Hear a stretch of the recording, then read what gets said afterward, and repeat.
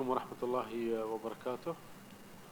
أهلا بكم في هذه الجلسة التي ستعقد ضمن جلسات هذا اليوم، والتي ستكون بعنوان تداعيات المصالحة الخليجية على علاقات دول مجلس التعاون في إقليمها. سيتحدث في هذه الجلسة We're going to have with us in this session, which is untitled The Repercussions of the Gulf Reconciliation on GCC Regional Relations, we're going to be having Mr. Bülent Aras, who is going to talk about Turkey and the GCC states after the Ula summit, and Mr. Emad Kaddorah, who is going to talk about India's policy towards the Gulf crisis. And we're going to have with us also via Zoom, we're going to have Mr. Mohammed Cherkaoui, who is going to talk about opportunities to encourage Gulf reconciliation in the post-US withdrawal from Afghanistan. Dr. Mohammed, can you hear us? Dr. Mohammed? Dr. Mohammed, can you hear us?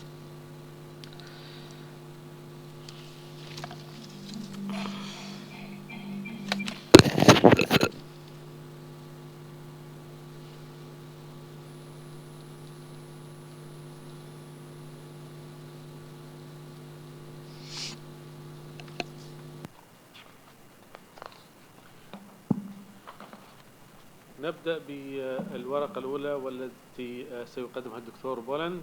طبعا الدكتور هو خبير أول في القياس واستطلاعات الرأي وأستاذ زائر للعلاقات الدولية بجامعة قطر.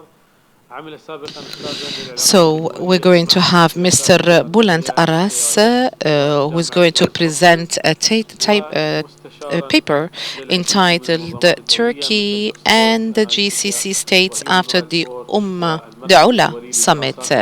So he's going to be given the floor shortly. So he has authored many studies and books in a number of periodicals and peer-reviewed periodicals. So the paper is going to be presented by Mr. Bülent Aras, and who is going to talk about the GCC states and the relationship with the Republic of Turkey, and after the signing of the hosting of the Ula summit.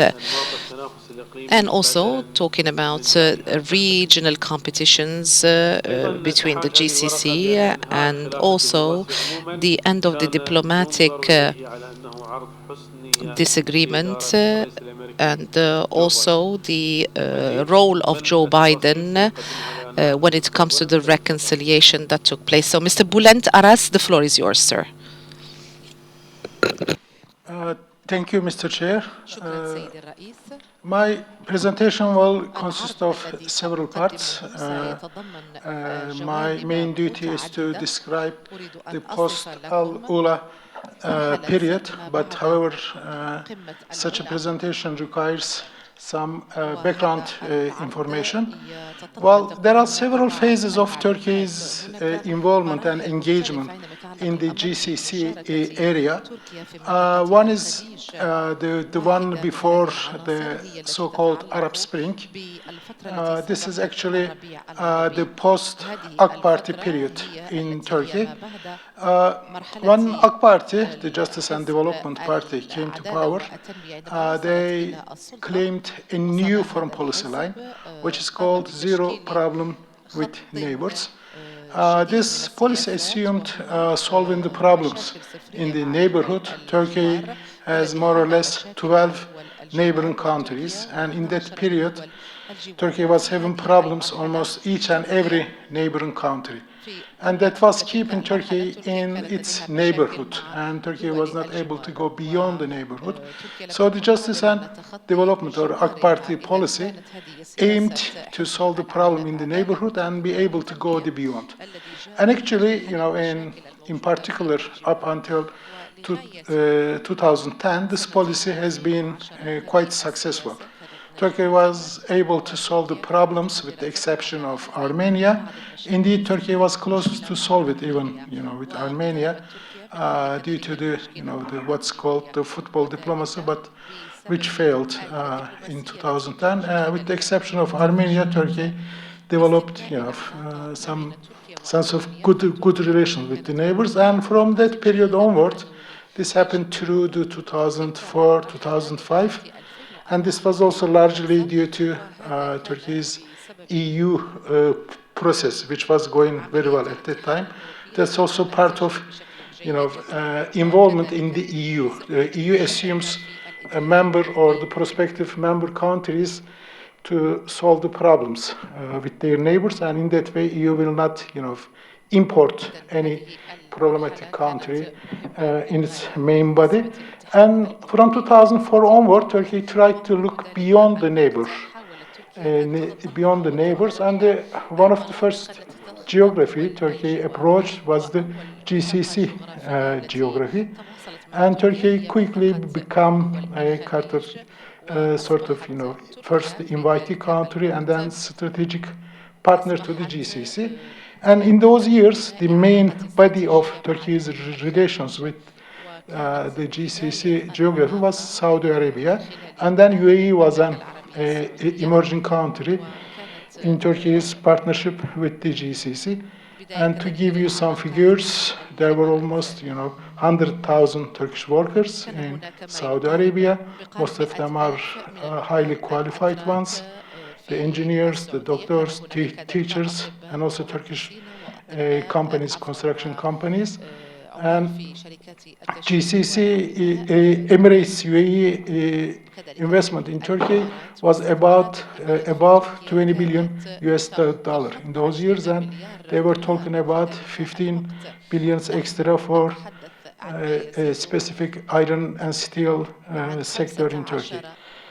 But however, we came to Arab Spring, and in Turkey, the Halk Party, Justice and Development Party, consolidated its role in politics and become the ultimate hegemonic actor in Turkish domestic politics. And EU process was a little bit suspended. Now, AK Party was on its own and with its own policies of multi-dimensional foreign policy, what they call, which actually means to keep up with the Western orientation, but to add, some new dimensions in its foreign policy. One main dynamic was to develop the relations with the countries of historic and religious affinities. Justice and Development Party, they also had a claim of leadership in the neighboring geography, and they saw Arab Spring as an opportunity to have easy win in the countries like Egypt, Tunisia, Libya, etc. The idea was that Turkey is a democratic country, and we need to support, these democratic movements, those who are aspiring for good governance, honor, and dignity. And also in that way, they are going to have easy wins in those countries, and Turkey will have, friendly countries in those geographies. And actually, at the start, it kind of worked. Egypt, Tunisia, Libya, even Yemen. So the Turkey's leadership had a sense that they will play, leadership, guidance roles, and in that way, Turkey will leverage and role in the geography, and actually try to establish some mechanisms. One mechanism is this high-level strategic dialogue, and try to institutionalize the relations with the newly emerging countries. But however, things went south, and Turkey's assumptions did not come true. There has been, counter-revolutions, and a kind of, a feeling of authoritarian survival prevailed in those geographies, with some external intervention, of course. And before the Arab Spring, the poster case, the picture of success in Turkish foreign policy was Syria. Turkey and Syria at the regime level, this government level, and almost in all levels, there were almost perfect relations. But after the in the post-Arab Spring era, that turned out to be the worst case in Turkey's dealing with the geography. So this Arab Spring kind of, changed Turkey's whole perspective and all aspiration of playing soft power role, economic role, diplomatic role, leading role, and those all were suspended. And this zero problem policy has been suspended as well, because there were only few Arab countries. Turkey was able to pursue the relations. All the rest turned against Turkey, and among those, there were two powerful countries, Saudi Arabia and Emirates, which took the lead against Turkey in regional affairs, in international affairs as well. For example, during Turkey's candidacy for non-permanent membership in the UN in 2014, UAE was spending huge amount of money in New York and all around the world to prevent Turkey's election as a non-permanent member. So this is the phase, the Turkey's soft power and economic role proved, incapable of to what they aspired to do. Well, from that moment onward, and also depending on the domestic relations in Turkey, this 2016 coup attempt and increasing, a hegemonic holding of AK Party in domestic politics and undemocratic practices, etc. Well, Turkey changed the policy course. This is another phase from soft power to hard power, which was, partly due to the necessity of the threat emanating from northern Syria and Turkey's, this historical fear of Kurdish separatism, and those converged in a way that kind of, motivated Turkish foreign policy for Turkish foreign policymakers and the security policymakers to adopt a security-oriented policy in the neighborhood. Now, from that moment onward, which is like 2016-17, we see Turkish military engagement in the neighborhood and around, which is unique in that sense, because this establishment of Turkish Republic based on the motto of this famous Atatürk saying, "Yurtta sulh, cihanda sulh," which means peace at home, peace in the world, which requires non-military foreign policy at all. But however, this time we had, this Turkish military involvement in Syria, and then Turkey's mobilization of some militia in other countries like Libya, and Turkish development in Turkish defense industry, etc. Now Turkey changed the course a little bit to security-oriented one, in addition to the, this soft power instruments. And here, this hard power policy kind of, has been successful in Libya to push the General Haftar back. It has been successful in Azerbaijan, Armenia war, pushed Armenia, away from the occupied territories. And Turkey discovered a new capability in this sense, and also making huge investment on the defense industry, this unarmed, this flying vehicles, the drones, etc. Now Turkey is known more as of a hard security actor in the geography, and also Turkey's involvement in the geography has been restricted to a fast development alliance with Qatar and a kind of neutral relations with Oman and Kuwait, and this rivalry, regional rivalry with UAE and Saudi Arabia. And Turkey, in alliance with Qatar, was almost in all the issues on the opposite side, vis-a-vis Saudi Arabia and UAE. In Libya, in the relation with Egypt, and in its involvement with the GCC and beyond, even in Yemen and other places, Somaliland issue. All around the region, wherever UAE and Saudi Arabia, Turkey was on the opposite side, and vice versa. And this was mainly because of the Gulf crisis, the sanctions imposed on Qatar. Turkish foreign policymakers also considered that move against themselves too. Because one of the demands from Qatar is to move Turkish military base. Indeed, it is very small base and defensive in character when it is first created. So the Turkish foreign policymakers considered, after the 2016 coup, the international alliance who are, targeting Justice and Development Party. This is the last nail in the coffin against the Turkish government, and they strongly allied with Qatar, and they provided whatever support they can do in that sense, because that was not only targeting Qatar, but also Turkey as well in their perception.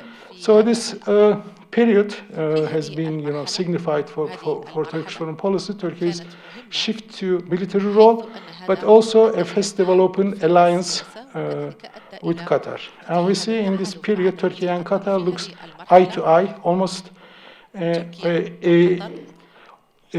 all the issues from Libya to all the way to Yemen.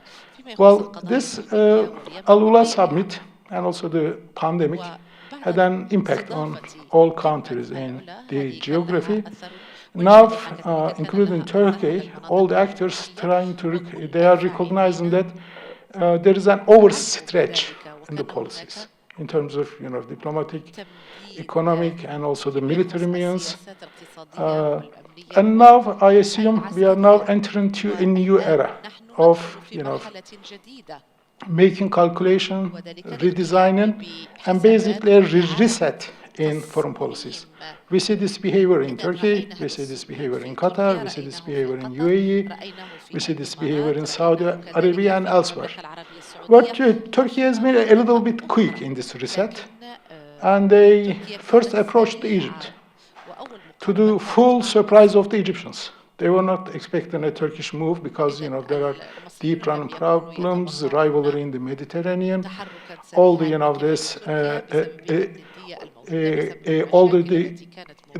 the statement, very inimical statement towards each other, and Turkey all of a sudden sent a team of bureaucrats and asked Egypt, let's to try to discover the differences.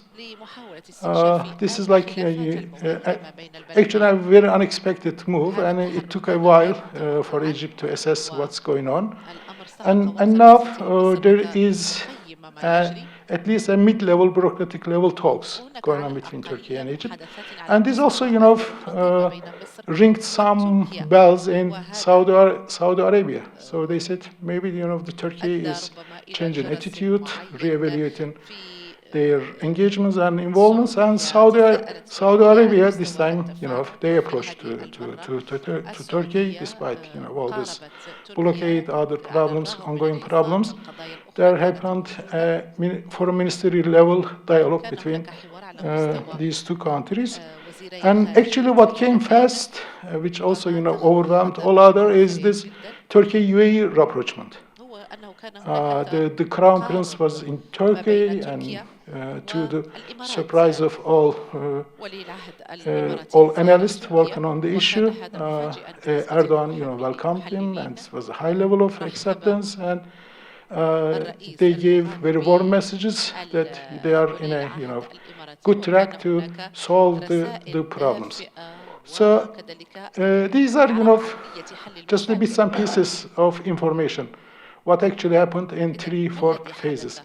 But how can policymakers change the policies? How do we explain it?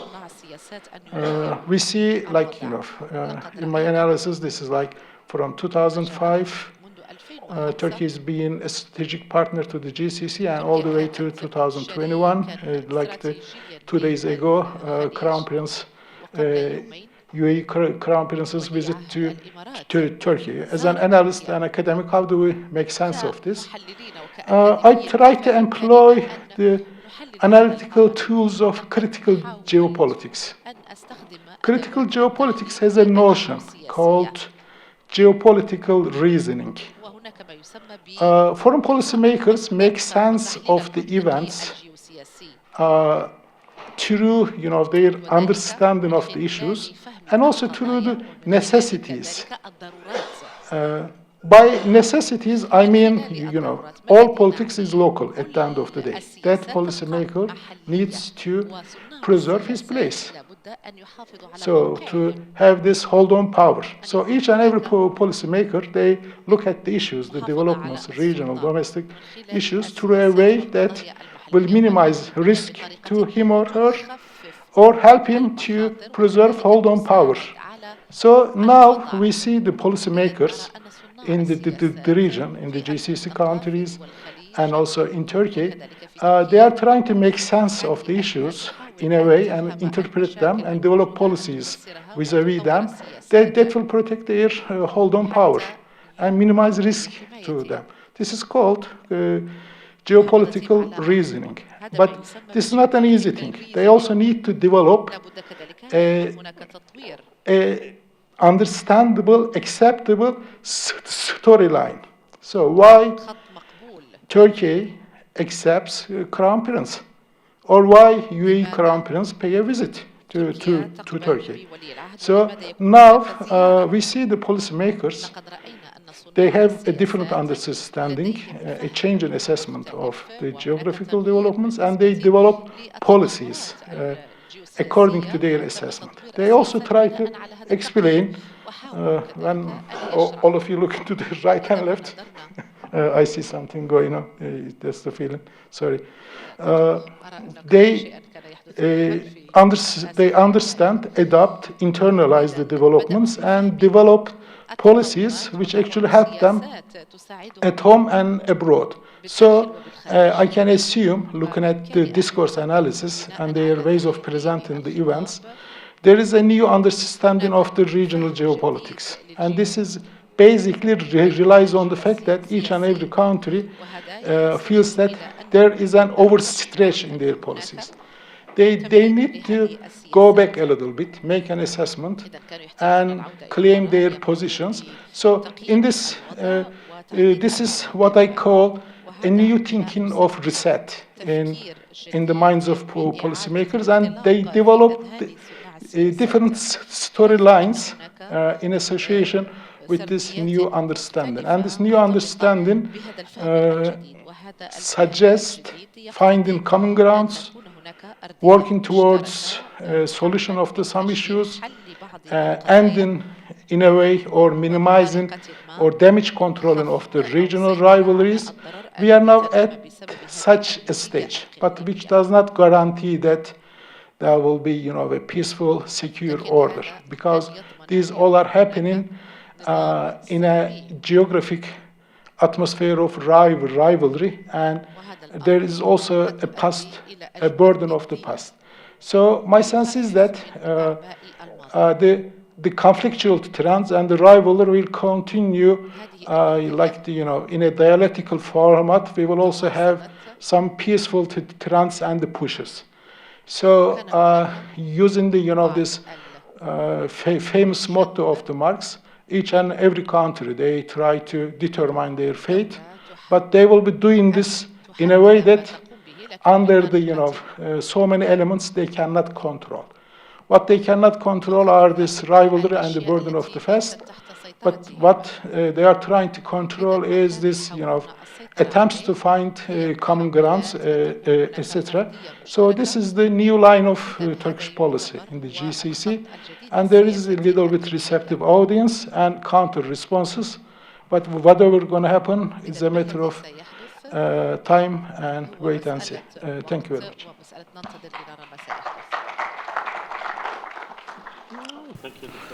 شكرا لك دكتور بلند. دكتور بلند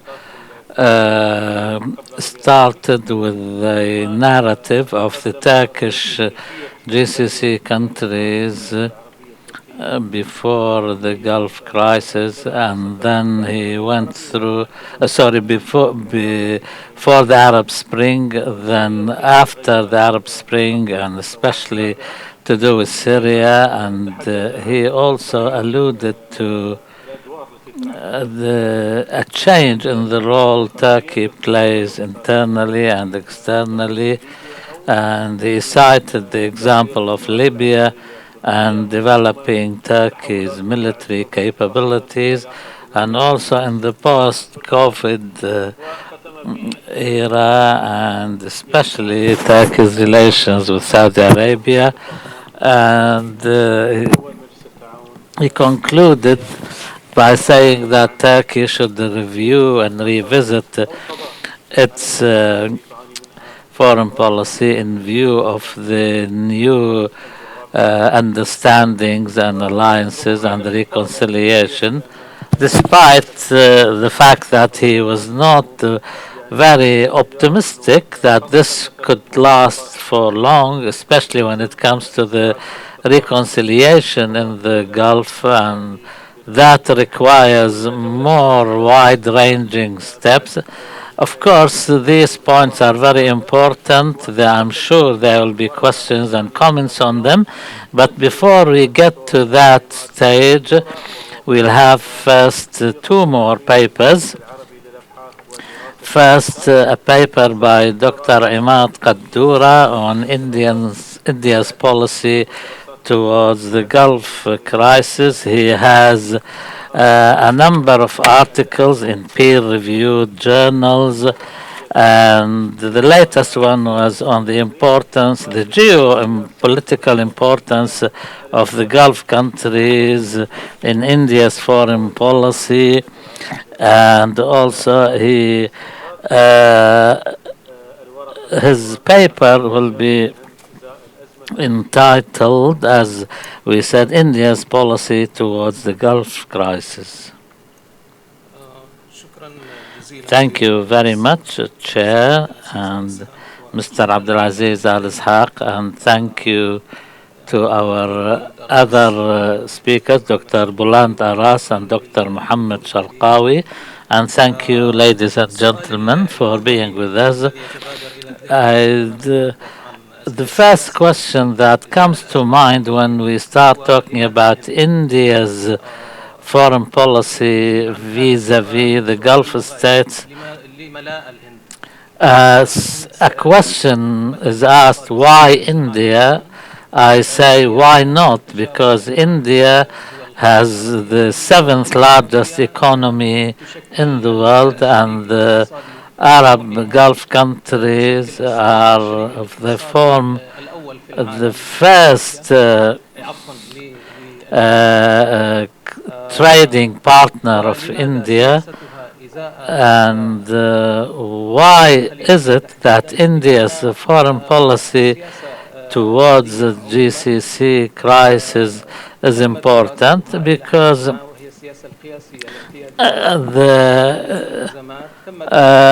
the foreign policy of India was studied by Indian researchers. As for the Arab researchers, there is a lot of shortcomings when it comes to studying India's foreign policy. India's foreign policy primarily relies on so-called the cautious approach vis-à-vis the rifts and internal problems between Gulf countries themselves. And this cautious approach was more apparent in the latest crisis within the GCC, and in the last 3 years or 3.5 years of the crisis, India has not come up with any mediating effort, despite its size and close ties to the Gulf countries. They did not attempt any mediation. They did not declare any intention to do so. And during the year of the crisis in 2017, India avoided any visits, official visits. All of this reveals the nature of India's policy towards the Gulf countries and the crisis within. In my perspective, there are many considerations for this. First of all, the policy of non-alignment when India does not want to interfere. It's known that India was one of the main countries to establish the movement of non-alignment alongside Egypt, Indonesia, and the former Yugoslavia. And India has always followed a policy of non-alignment during the Gulf War and the Cold War, and also in the world in general. There is a question, of course, whether or not India was biased or not biased towards either of the two camps in the Cold War, and whether in India's relations with the Soviet Union or as a socialist country or in its solidarity with liberation movements in the world. The policy followed by India was close to the Soviet Union. Then the Indian National Congress Party, which controlled primarily during the period from 1947 till 1998, who was headed by Jawaharlal Nehru and followed by the Gandhis afterwards. This policy, I'm trying here to just give a quick glance of India's foreign policy so that we can understand an important point, because currently this activity by the Indian foreign policy is due to the Bharatiya Janata Party and the Prime Minister, the leader of the party, Narendra Modi. In fact,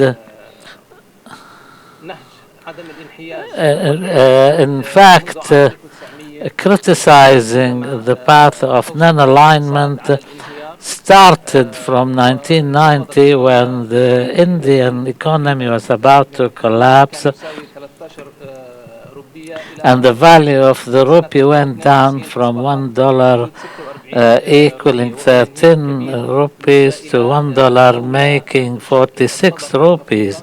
This was an important development because the vast majority of the population were considered to be poor.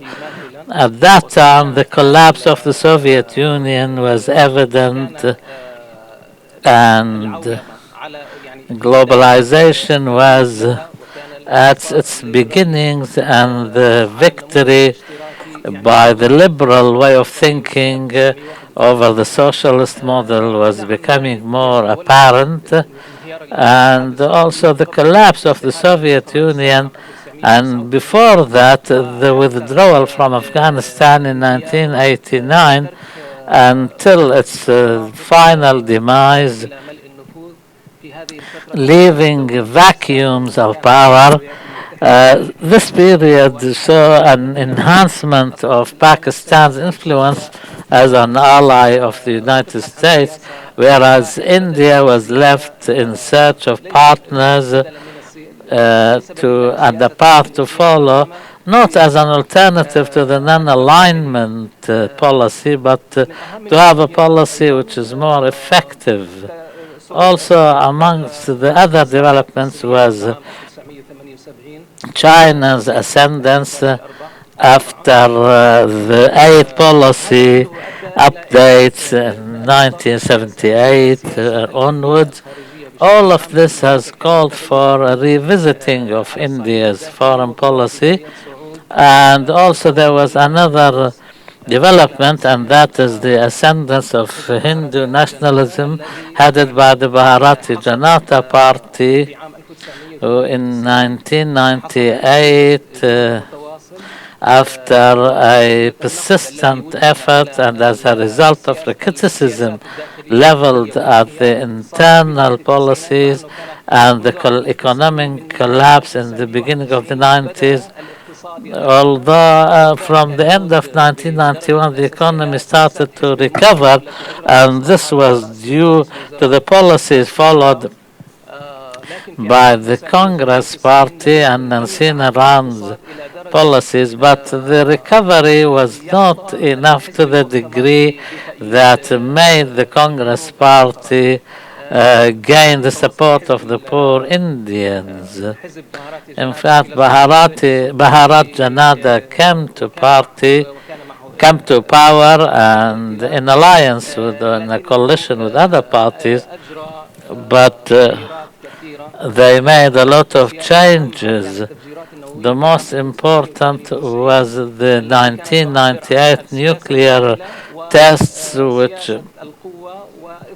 were a demonstration of power before Pakistan and China, and to mark a new beginning of a new rising India, which will have a role that can be equal to its size. Until 2004, the party remained in power, but Narendra Modi's victory in 2014,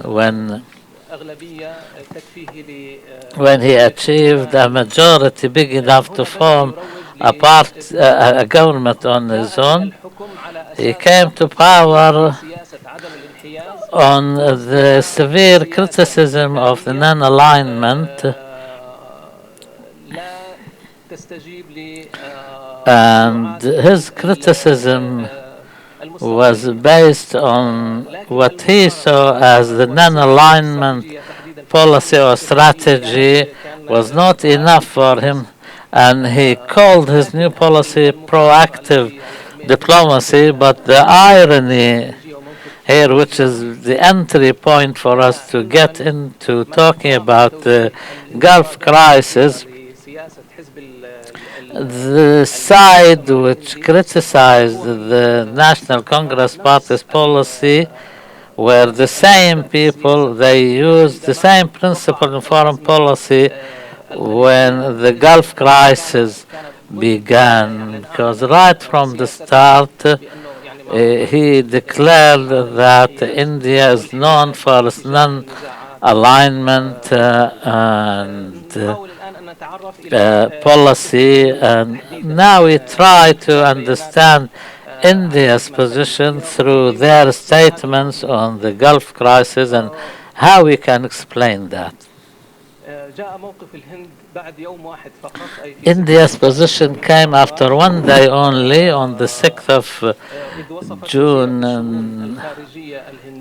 2017. Sushma Swaraj, the foreign minister of India, described the crisis as an internal problem within the GCC. After 5 days, on the 10th of June, India issued the only detailed statement, which was no longer than half a page. In it, the government of India said they were following with concern what's happening in the region, and the government of India expects from the parties concerned to solve their problems or for international mediation to do so.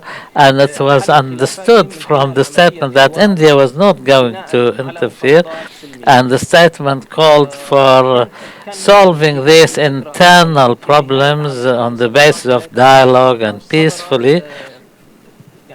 The beginning of 2018, one of the most important reports on the situation in India and the relations with the Gulf, which is issued annually, which is of about 350 pages, and in it you can find details of the relations between India and the six countries of the Gulf.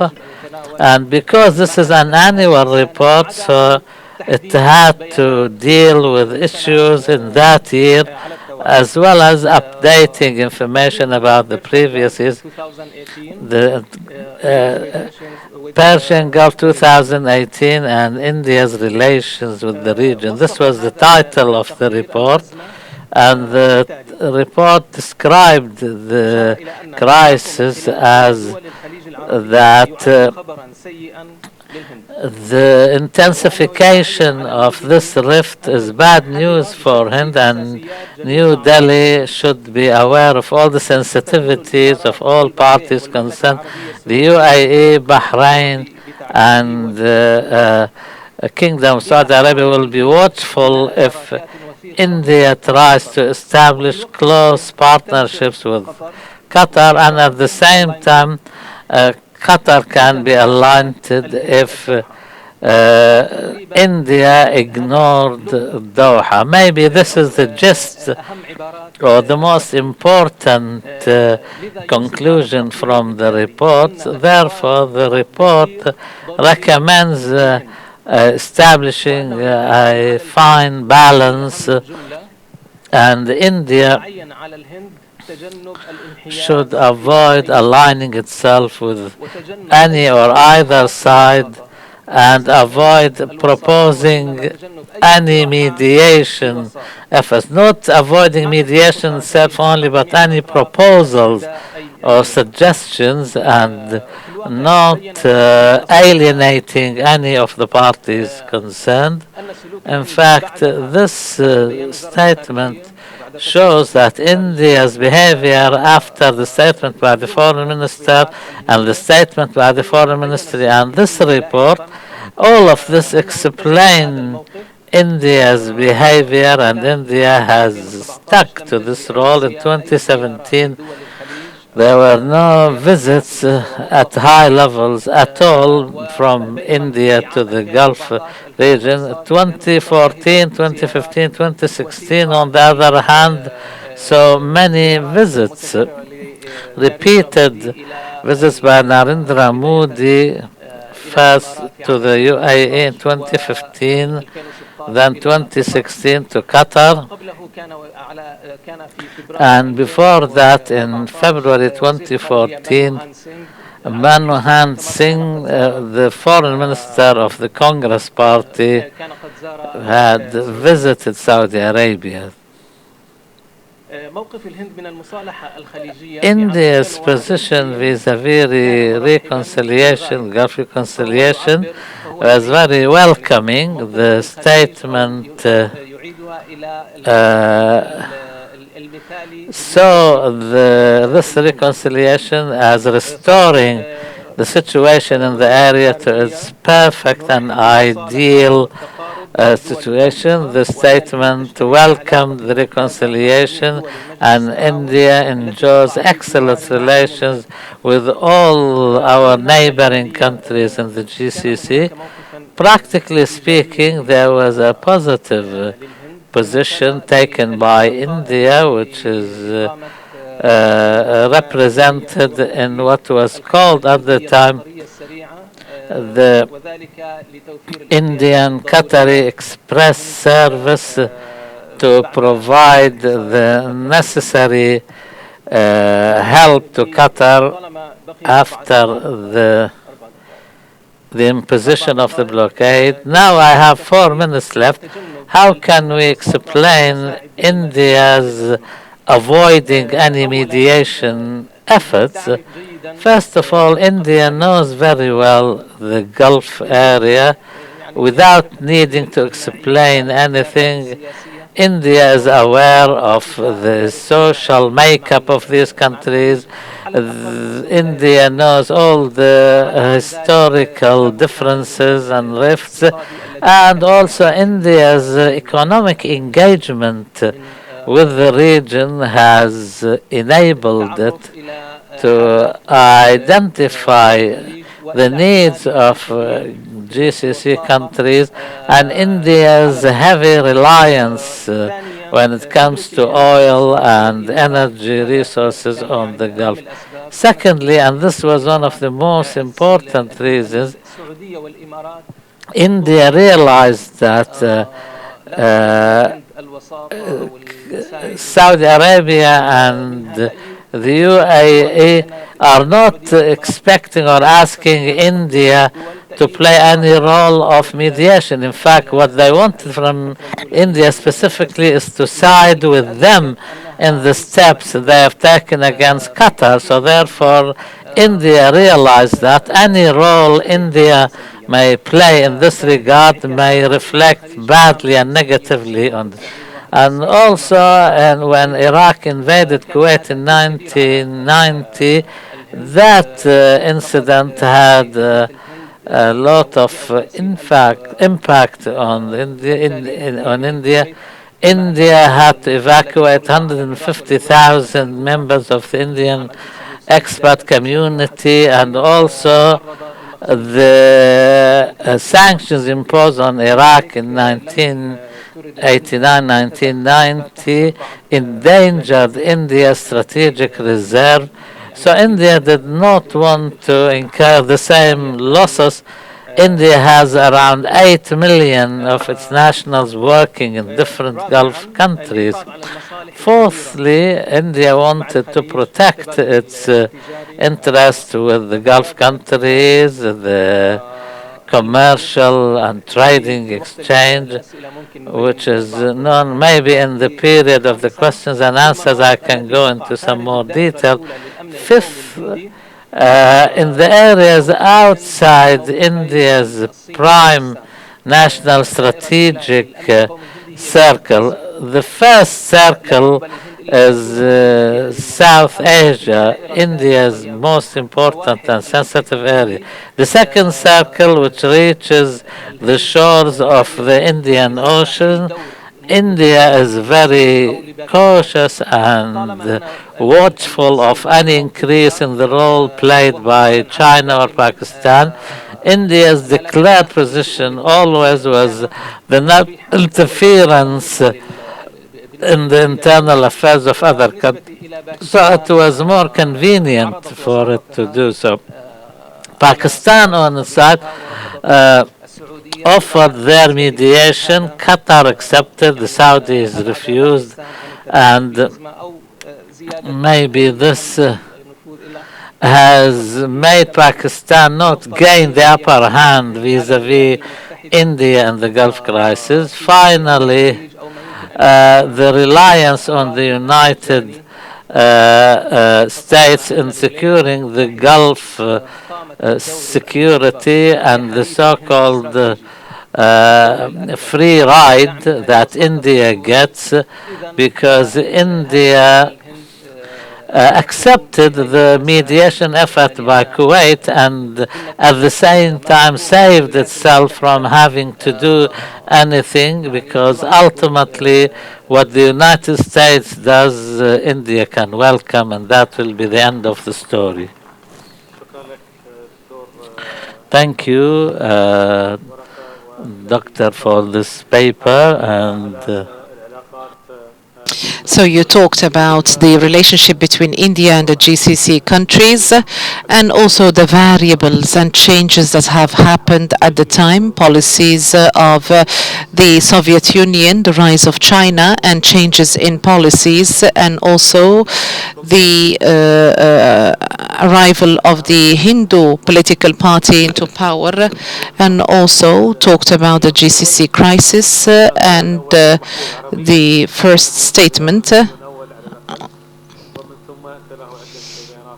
And after that, a number of positions by India, arriving to the position of India vis-à-vis the GCC reconciliation. So the speaker talked about India as a country that knows the GCC very well, and he gave an example, and he was very hesitant. I felt that he wanted to say because it penetrated the GCC region due to the large number of the Indian community. Historically speaking, India is linked to the GCC as a result of commercial and trade relations for a long period of time, and also there is also intermarriages that might not be apparent, but there are so many intermarriages between GCC people and India. إذا ننتقل إلى الورقة Let's move to الثالثة the والأخيرة third and last paper of today. سنأخذ And after that, we're أسئلة going to have a معالي round of questions and answers. We'd like to welcome Dr. Cherkaoui. Would like to welcome him with us here today. And Dr. Mohammed Cherkaoui is going to talk about opportunities of reinforcing reconciliation after the withdrawal from Afghanistan. Dr. Mohammed, he is from the University of George Mason, and also he is a member of the experts group in the field of transitional just peaceful transition at the level of the UN.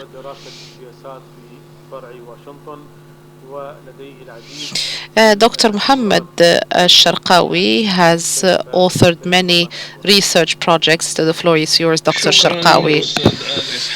Thank you very much, Mr. Ishaq, and I would like also to salute all the participants and the dear audience with us here present in Doha and people following us from different parts of the world. In this study, I started from the American GCC relations, particularly the new position of Biden based on the fact that he is at the service of the strategic interests of the U.S. And the movement of international relations is based on the changes of interests and strategic perspectives. I do not think that there is a relationship between the intentions of the foreign policy of Biden and the reinforcement of the GCC reconciliation. I just think that there is a certain kind of link that can be dismantled in order to see what how it is going to manifest in 2022 and after that. So we can see that there is a fine line that has started as a result of the rapprochement between Saudi Arabia and Qatar as a result of the ULA agreement and the withdrawal of the United States of America from Afghanistan. And is the Biden administration going to restructure its relationship with the six countries that are also already not in unity, or is it going to push for a regional alliance as a result of the changes, geopolitical changes, and also in the light of the impediments that the Vienna talks are facing, waiting for the seventh round that is going to start tomorrow, Monday, and also the fact that Washington is taking it slowly when it comes to the withdrawal from Iraq and Syria.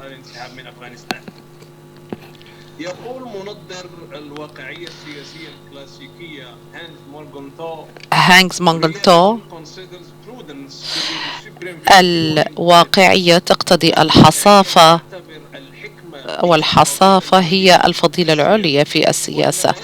وأن ما يحدث أحيانا في العلاقات بين الدول is a kind of moving sands and that lead to the change of the balance of power gradually. So there might be a number of theories that might be and suppositions that might be strange, and that the departure of Afghanistan and the position of Biden, these two components might contribute to the continuation of the reconciliation.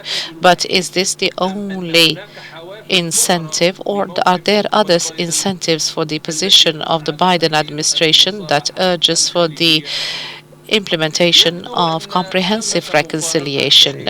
It seems that there are a number of paradoxes that we see in the strategy of the United States of America vis-à-vis the GCC countries. At the beginning of June 2017, when the former President Donald Trump, when he tried to link the name of Qatar to funding terrorism in order to destabilize the region between brackets during the GCC summit and also in November 2020.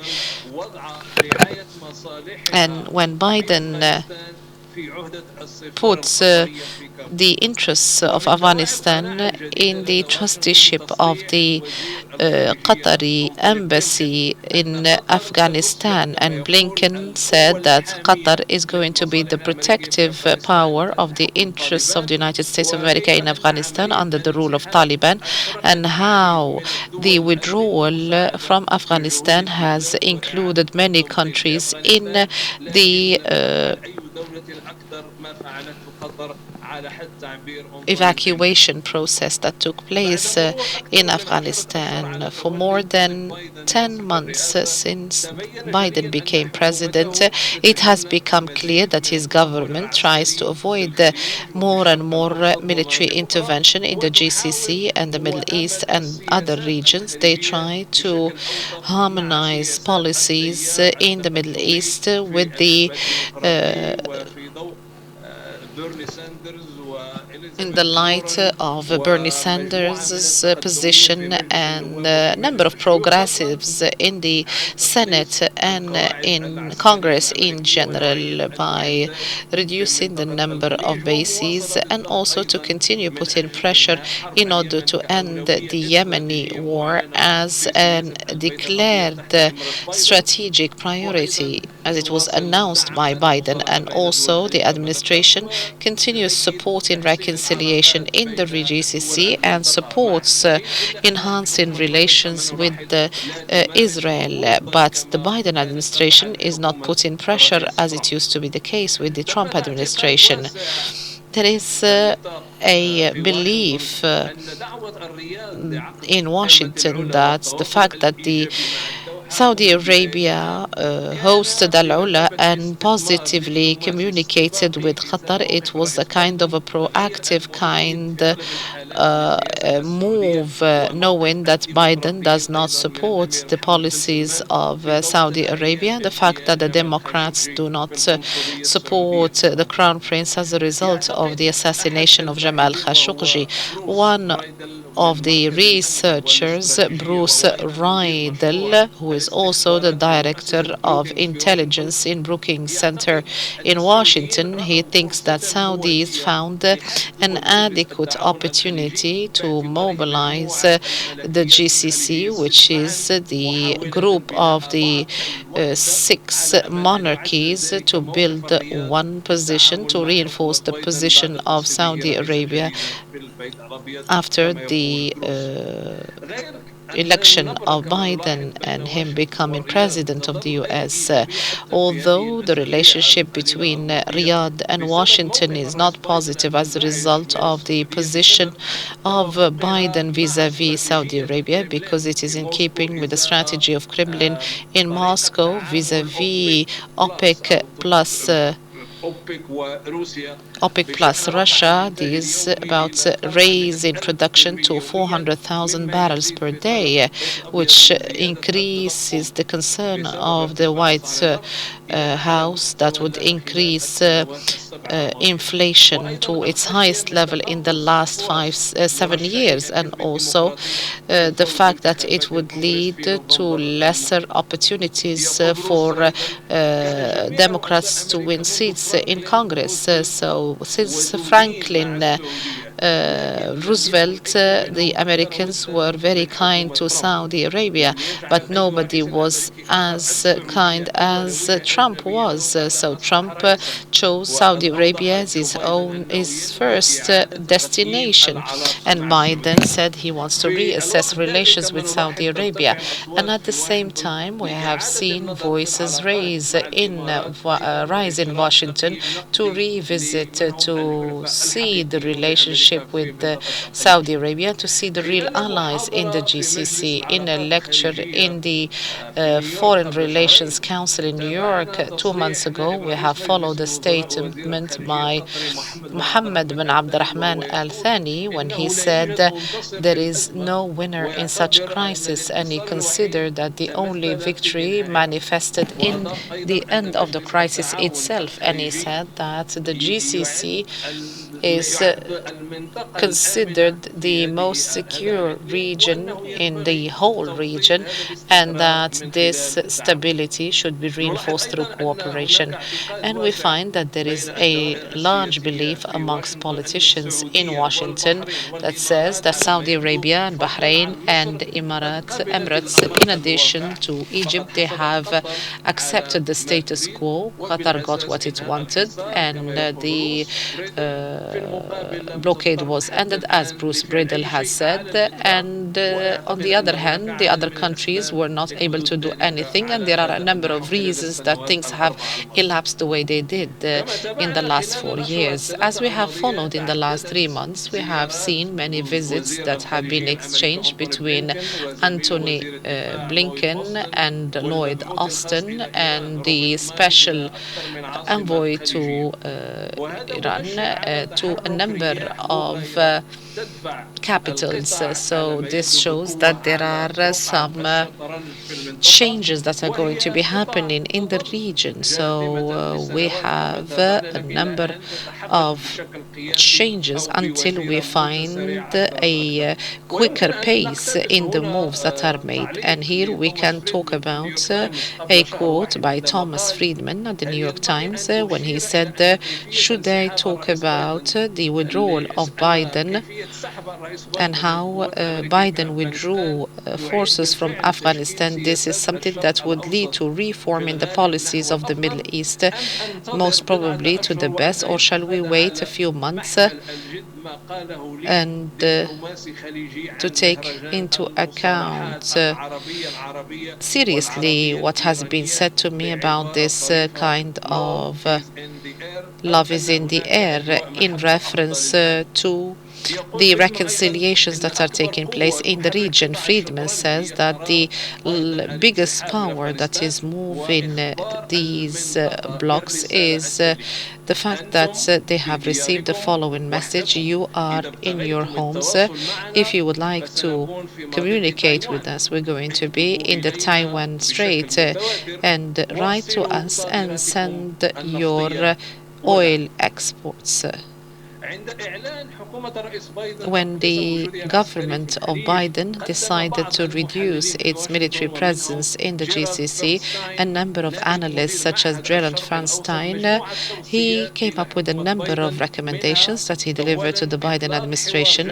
First, to have serious dialogue with GCC countries in order to coordinate policies with regard to regional causes and matters, such as the Iranian behavior, conflicts in Yemen, Syria, and Libya. And secondly, to agree on a strategy that would enable the countries to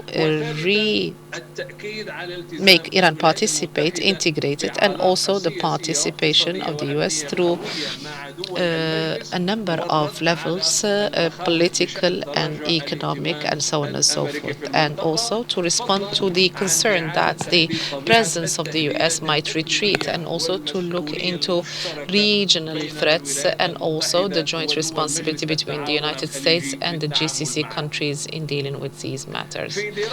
In a study, very important study in order to reinstate balance between the U.S. and the Arab world, Frederick Werry and Michel Dunn said that for a new methodology by the U.S. that would concentrate less on the military aspects with the Arab world can contribute to stability in meeting the needs of the region and also serve national security of the United States of America. At the same time, as you can say, Washington talks about legitimate needs of its Arab allies in order to defend themselves and also their reliance on the United States of America. And also it knows the challenges that are imposed as a result of Russian and Chinese activities in the region, in addition to the impact that mostly is ignored when it comes to European weapons that are being sold. And also there is a rebalance of the military component when it comes to the US communicating with Arabs by liberalizing resources in a sustainable way for a non-military participation, as Werian Dunn say in that analysis.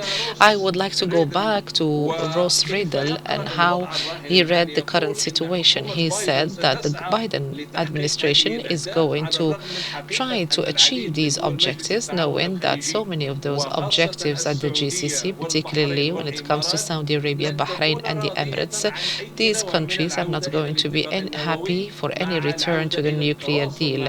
And despite all that, we have to take into account that some GCC countries are going to support the relaunch of dialogue with Iran. And here we talk about Kuwait, that was a very important player when it comes to ending the blockade, and also Oman and Qatar also, that owns with Iran the largest gas field, underwater gas field, and that witnesses good relations with the US and Iran. At the same time, officials at the Pentagon say that the American withdrawal from Afghanistan was not possible had the basis in the GCC and partnerships, in addition to contributions of these states that have responded to the request made by the US, and that this cooperation shows the value of investments made by the United States of America militarily in the GCC, as it was clarified by Lloyd Austin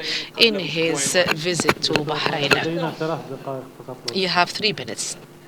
طيب أكمل اقتباس ثم أختصر وربما أنتقل إلى الخلاصة. Lloyd also thinks that the Biden administration does not talk about countries that are far from each other in their strategic choices in the GCC, but he talks about a coalition under the umbrella of the GCC, and also the Washington's pledge to support its allies, and that Iran is illusionary if it thinks it can reinforce its relations. And there is another view, is that Washington would need Qatar, Saudi Arabia, and the Emirates and other GCC partners in order to carry out a number of operations in order to combat possible terrorism in Afghanistan, and all the American operations from the different partner bases are going to be subject to Russian spying. So the GCC capitals have heard reassurances from the part of the Biden administration, and that Washington is still committed to the security of the region. On the other hand, the GCC would need to assess if the American procedures that support these reassurances are going to be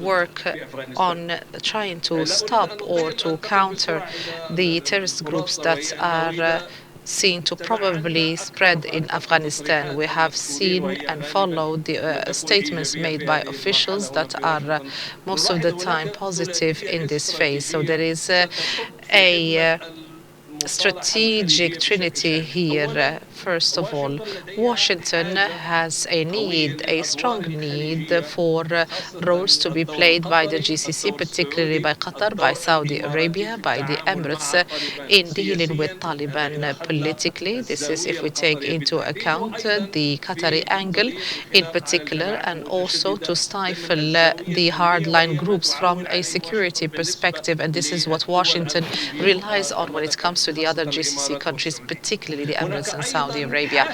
There is also another incentive, which is the Biden administration wants the situation to be stable and wants to have an Arab GCC line that would be unified, and also to aims to resume the Vienna talks in order to go to the JCPOA.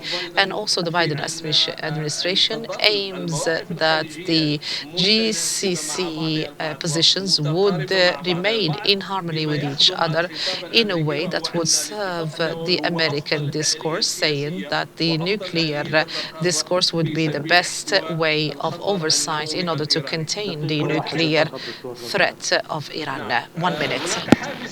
There is another third incentive that makes the Biden administration wants a reconciliation. So it is between the two positions, between the withdrawal from Afghanistan and also the postponement or the revisiting of the withdrawal from Iraq and Syria. It relies on its circles of influence, GCC influence in these two countries. But at one last point, we have to take into account that the American pragmatics looked at the position in a much more important role compared to other roles by other GCC countries. Some politicians in the US and Europe, they consider Qatar as the country that can talk and practice some trusteeship on Afghanistan or Taliban to move from the movement into the state.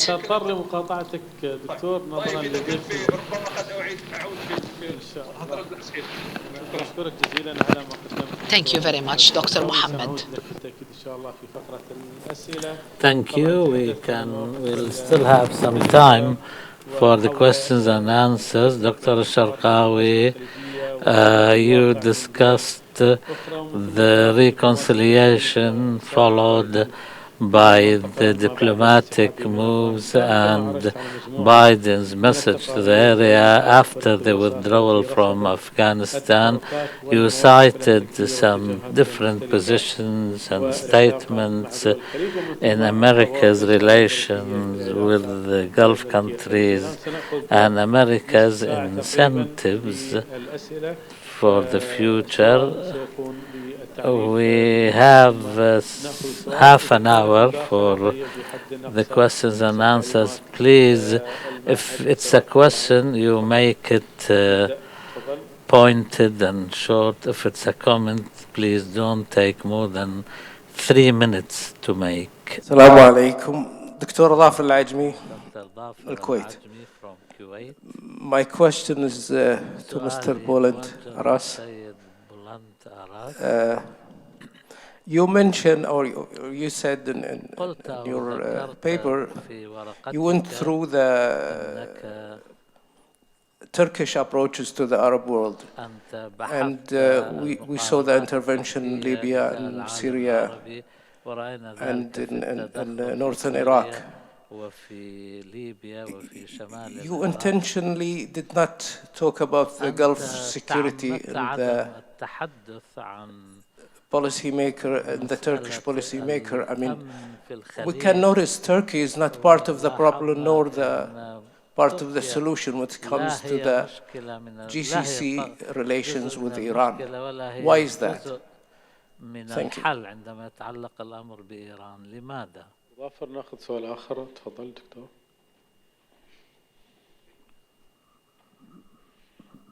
صوتك عالي أنا أنت ما يحتاج الميكروفون. تفضل دكتور. عم عبد العزيز أنا مستنيك وجاي لك الندوة. الله يديك الصحة. بسم الله الرحمن الرحيم.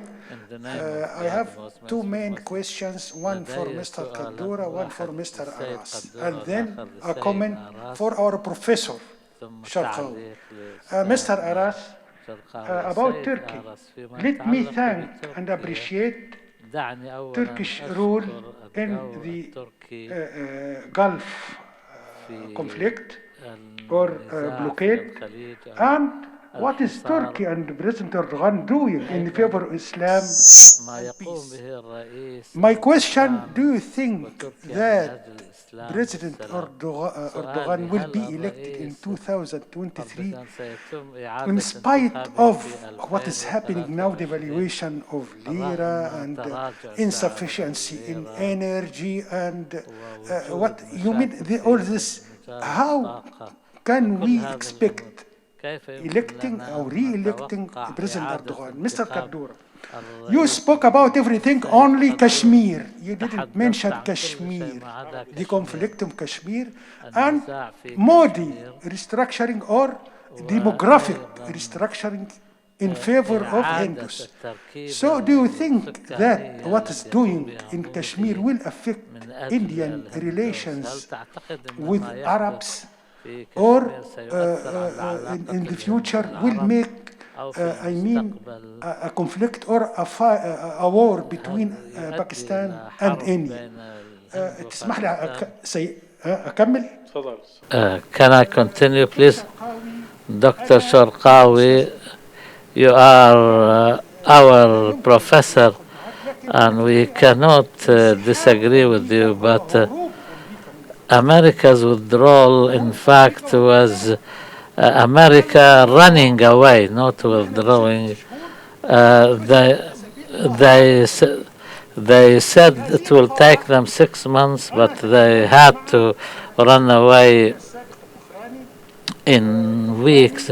In this very room, I spoke to the former president of Afghanistan, because Mohammed Ashraf, who was my student, and members of the Afghan embassy here were former students of mine. And during the negotiations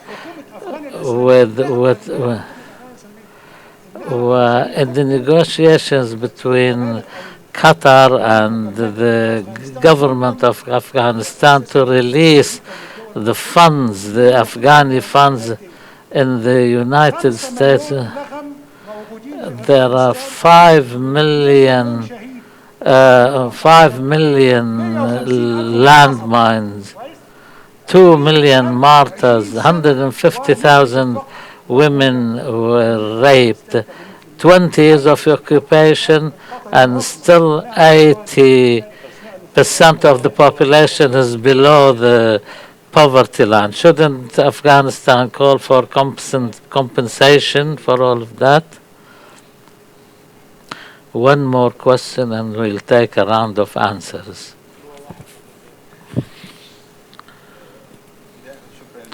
First of all, I would like to thank the presenters for the papers.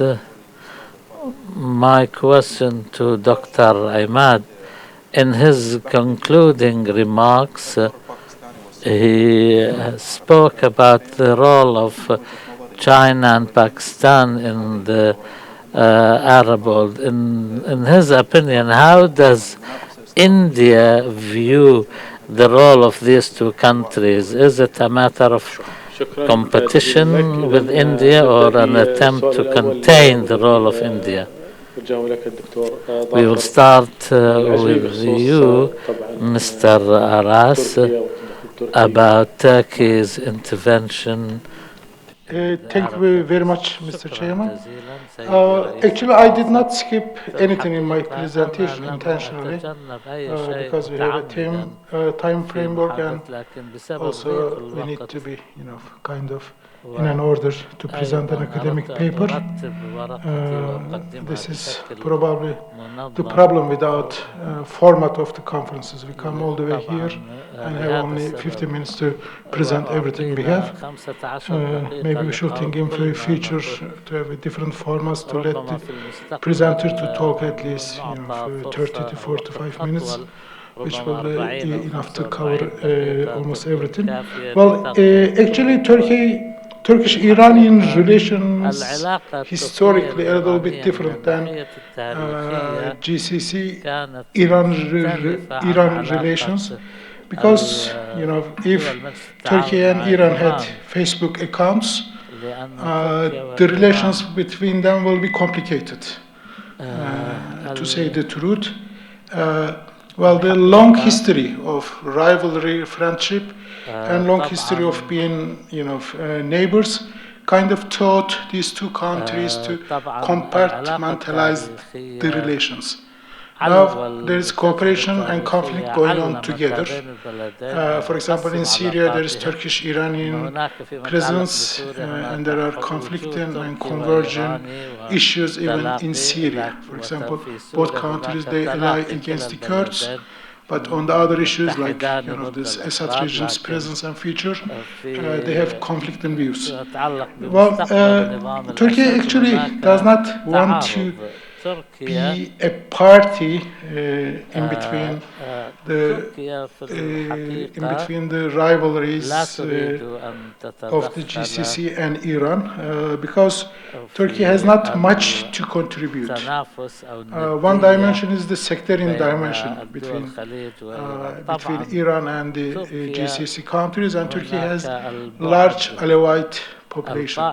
So any Turkish intervention in a sectarian agenda which touches upon that domestic issue as well. And on the other hand, indeed, there isn't much Turkey can do in that sense. To some extent, in the past, Turkey has sided with Arab countries as soon as it serves its interests. For example, up to 2015, there was this Saudi-Turkish rapprochement against Iran in Yemen, etc. But when it came to constitute an Arab Islam army against Iran, Turkey hesitated because, which touched upon its own interest. That's why Turkey neither solution nor problem position is actually a constructive one. The Turkey's engagement in this sense will complicate the issue a lot, and it will not serve to the GCC interest for sure. Erdogan 2023, if we were talking about this 1 year before, we would say Erdogan is going to certainly win. But now it's going to be difficult because the presidential system changed the game of the rules. So you need to have 50% plus one vote to be president. Now Erdogan's alliance is around 43-44%, in an optimistic account. So either he needs to change the rules of the games or need to expand the coalition alliance to win the elections. The problems are getting bigger and bigger. He has his own model of economic development. He basically tries to keep the interest rates low, and he is very stubborn on this issue. He doesn't mind all other developments, exchange rates, etc. I don't want to go into detail, but his policies are not helping him at the moment, but he insists that he will offer a model and solve the problems, and he will be, having the support back. But it is doubtful. لكن الأمر فيه شكوك ليس مستيقنا. Please, we will need to take some answers before time runs out. You did not mention Kashmir, and do you think what happens in Kashmir will impact India's relations with the Gulf countries? This is an important question because really there is a lot of questions which are raised about Pakistan's allies in the Gulf and in the Arab world when India abolished an article in its constitution which gives Kashmir a particular situation whereby it can issue its own rules and regulations until a referendum of self-determination which the United Nations has decided a long time ago. India's policy vis-à-vis the Gulf area in the period, I don't want to relate it to the Bharatiya Janata Party because this will do injustice to the Congress Party. Manmohan Singh was Prime Minister in 2013. He called the Gulf area, said the Gulf is part and parcel of our economic area. Jaswant Singh, the foreign minister, said our area of influence starts from Indonesia to the shores of the Indian Ocean in East Africa. So therefore, there is a policy towards maximizing its influence in the Indian Ocean and in the Gulf because it's the biggest source of energy and trade, and also a market for the Indian expat community workers. When India abolished this article of its constitution, there were vast mass protests in Jammu, Kashmir, and Pakistan expected from the Gulf countries, because Pakistan since the 1960s considers itself a strategic ally with the Gulf countries and stood by them in different junctures in history, and Pakistan was expecting at least a strong condemnation of India's measure, but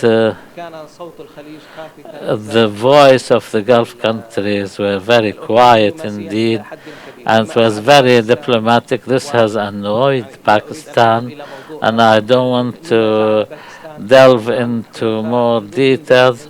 And this made Pakistan search for new allies, including Turkey, and consolidate its strategic relations with China.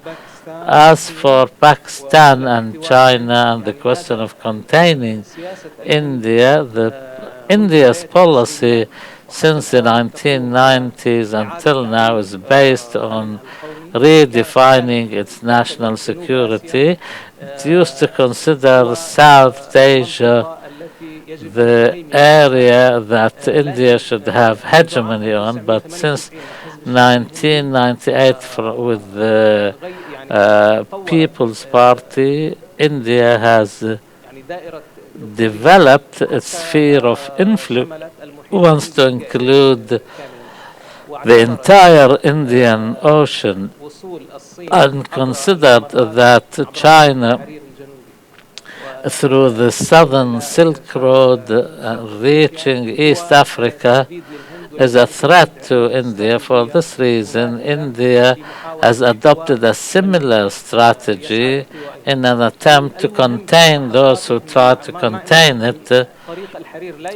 Although the Silk Road does not go through, neither the northern route or the southern route does not go through the Gulf, but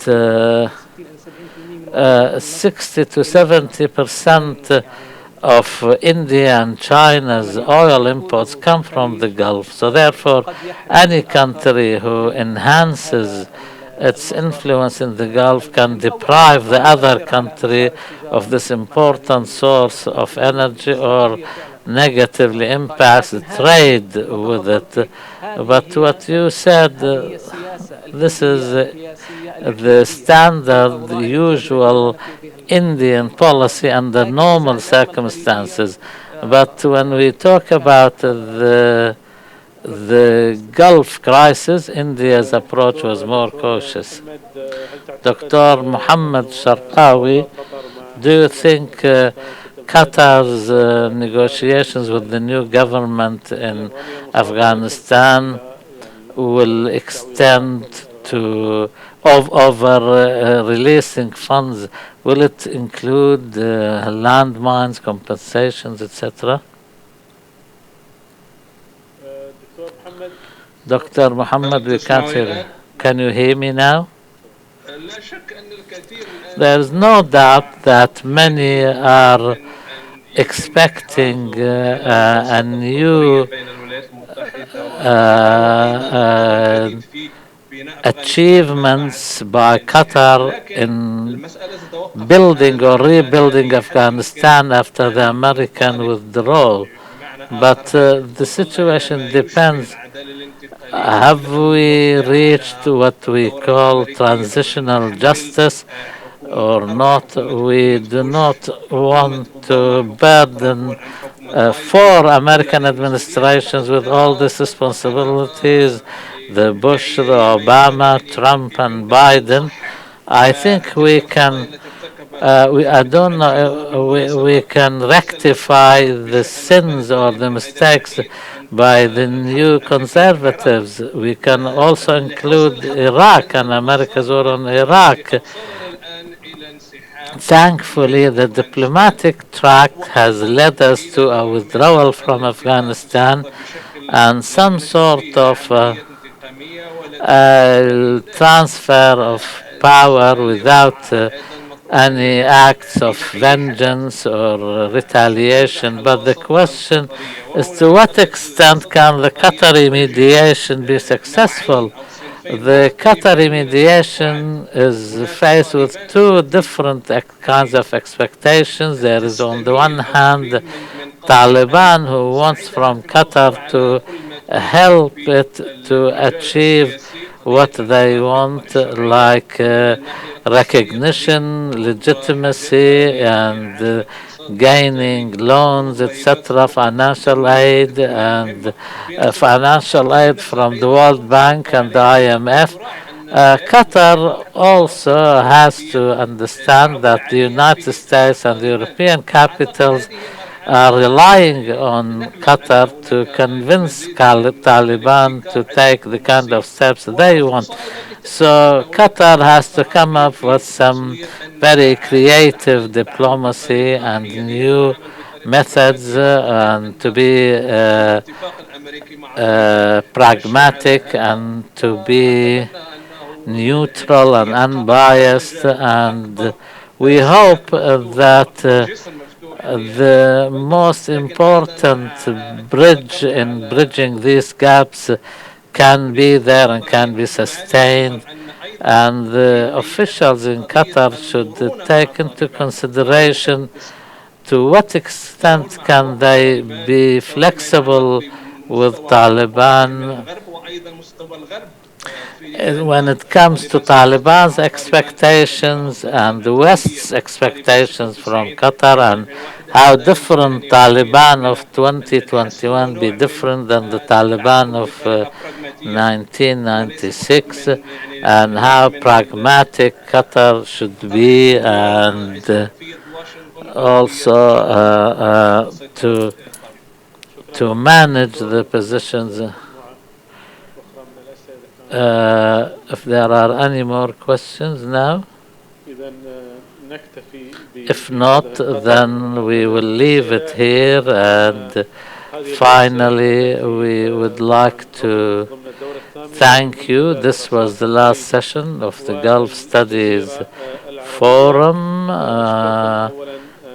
and we thank you first for attending this session, and we hope that we lived up to your expectations. We'll thank Dr. Bülent Aras, Dr. Emad Kaddorah, and Dr. Mohammed Cherkaoui. We look forward to meeting you in future events. Thank you very much, and goodbye.